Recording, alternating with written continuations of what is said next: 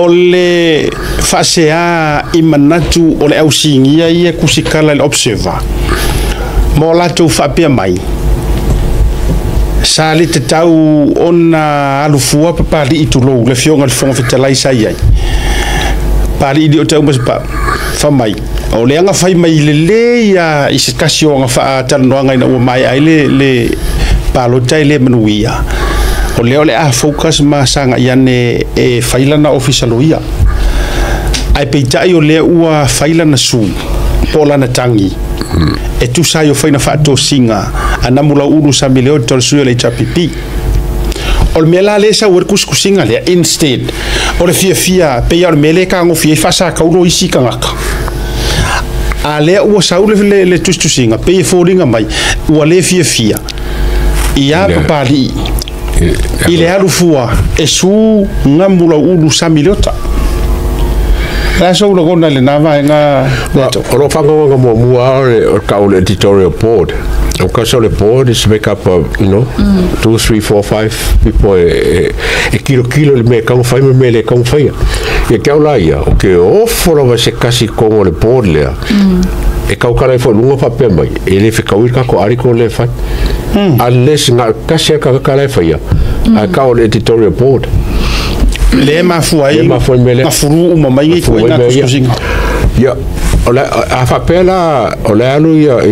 le fo ka la fo o malo lo fo nge mor ka mingi e fa lan kan ola se o ngamia o mele fai ele ofia ole ka fai so le me ko a fa fenga ma fai balu fa maunga balu mon maula mau a ko la ko ka vale la ko ka vale a ngamlo ulu o mo ko fa lo ofisa o fo o pali o fisili la mele fai ofisa pali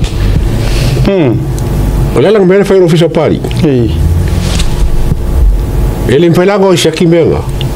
ale la tau mafai ku se pe folinga mai la tau article e kau mafai foi le ku wa ia PAPALII fo fitalai le me ke le arwa ilo ke malolo faila official ia ai ku le vango ia sa milot fo vai ka ko le mero mangao la faila official ia langa e fo ia no o kai e panga no official ia al fesili po menga al fesili o lai e sol kula fo ke le ia il sitila lava al fo kalaia o lai ko ke le sol kula fo ola ni mau fa maungia balu mau fa maungia la ia ale la pe o le la fisa soangi le Observa e persuade foi le loto e ala mai kuskusinga ma kau fa pe ila ia le o le fa maungi le fo fikala isanga kala nga fai ai mana to ia o le tala le nai fa karangonga ile fatu amae ai lava o le fainga fifi ele come up maungi ele come up le ke le fa kusinga ngai so la tali ya PAPALII e rona langona pe a fai e fa maongi ya le fai ngome le malolo ka kier kula fo ka kier kula fo wala ngola wanga kai pa papera kangi mai ka wala ngola ngala ngari o fa official o PAPALII e mera ka e o kangi e se kan.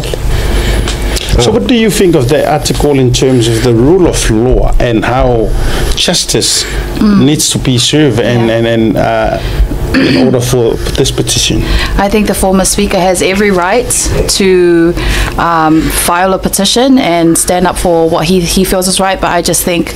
the Observer posting these kinds of opinions, especially on an editorial board, could be quite harmful, but at least we're aware that it reflects their views as a company and as a newspaper. Yeah. The media watch have I read between read between the eyes. Taua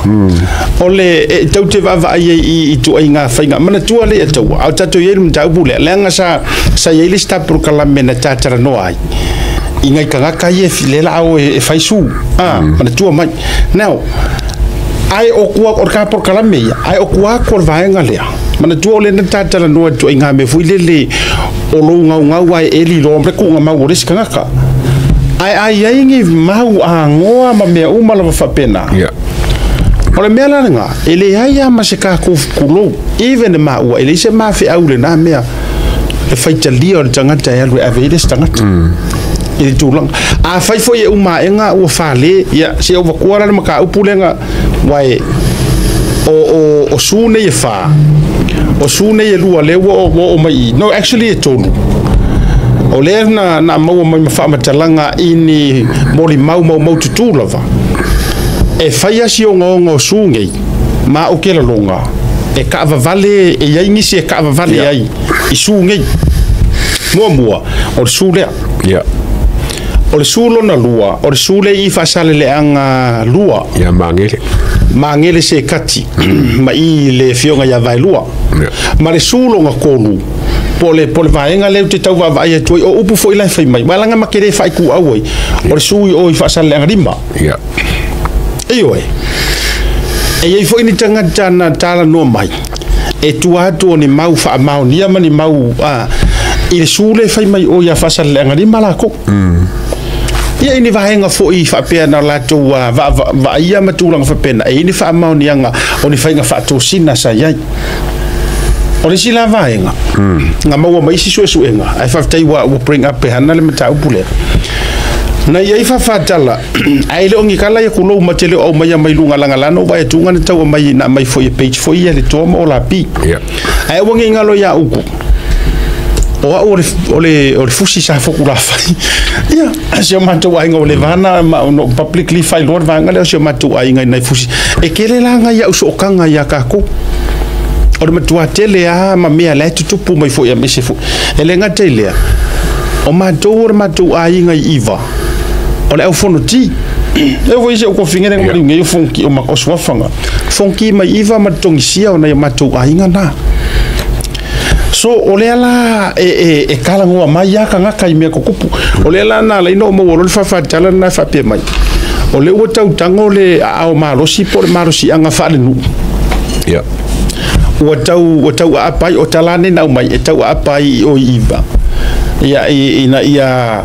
tau mo fai foi le ainga le fionga ya mangele ma por pitonu foi le ina ia faia sele lenga mama dielo na finangalo e teu le mata upu a tu bela vanoa ia pai lu ki rope ga mo sia ele nga sa e se nga mo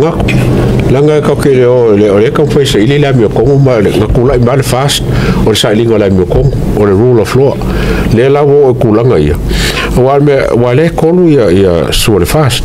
o i vai monga lua fasa langa lua fasa lang ko o ke roinga e malo mar ko le malo marco le o sua le tapipi i ainga le kaima fala li lua i le sui parmia ma sa faka le ia sevetei ma peseka e fai inga masunga marco ko kasi o lo winga la o se fulu fala i ngeia le tapipi e o mai ko sukas ai foi pa election ko foi pa e tauala ora vai ngala le au ngai ile mantou fa so le media watch what Taatia ia la petitions ko upea tulo Taatia be ia ola la o sa ili le lambeton a faya o umana sufil to fare nu ele ele fale le tulanga tasi la ia kura fo le ngor ka ko fo nga pese so ele lambeton ia ele fa peole o mai ila ia nga ia kwa ekelela le avango wala nga ile tite ila tusi fa per article longo inga la ko sirfia kelela avango ka vale ile suida e wala nga ile tite tusi fa pia peola tau va tu ma se au ngani tua ila ka sanga sunga padi yo for ko le allo